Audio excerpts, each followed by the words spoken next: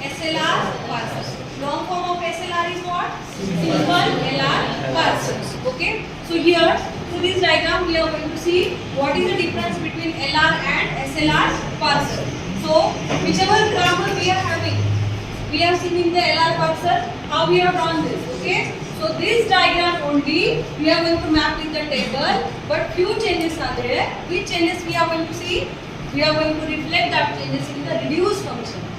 Okay. So all whatever table we are having of LR parcel, it is as it is. Okay. Previously here was what? R1 and R1 in the LR parcel. In SLR, what we are going to see? We are going to work on the reduce function, for which we are going to calculate follow. Okay. So whichever rules we are having, S gives you A gives you AA, and A gives you B. These are the three rules. We are having S and A. These are the non-terminals. Okay. So we want to calculate follow of S, follow of A. Okay. Follow of S will be dollar. Starting letter of your rule.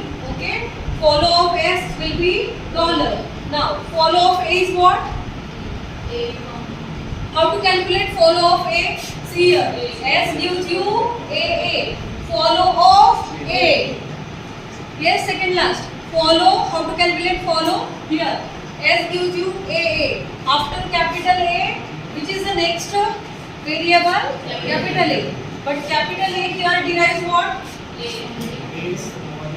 A and A gives you B. This capital A derives A and B. That's why follow of A comma B. Now, after this A, again we see follow of this A. Follow of this A. So after this, nothing is there. What we are going to add here? Dollar. So this way follow of A is what? A comma B comma dollar. Now, according to this follow function, we are going to fill up this table. Okay? So student, here follow of S is what? Dollar. Now I4, just check I4, I5, I6. Why? See here, I4 node, here A gives you dot B. Okay, and I4 node is giving which equation? A gives you B. Which equation? Third equation.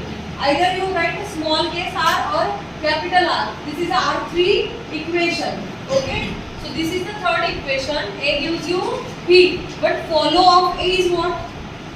Follow of A is what? A comma B comma dollar. So A, B, dollar. So in all these columns, what we are going to write? Tell me.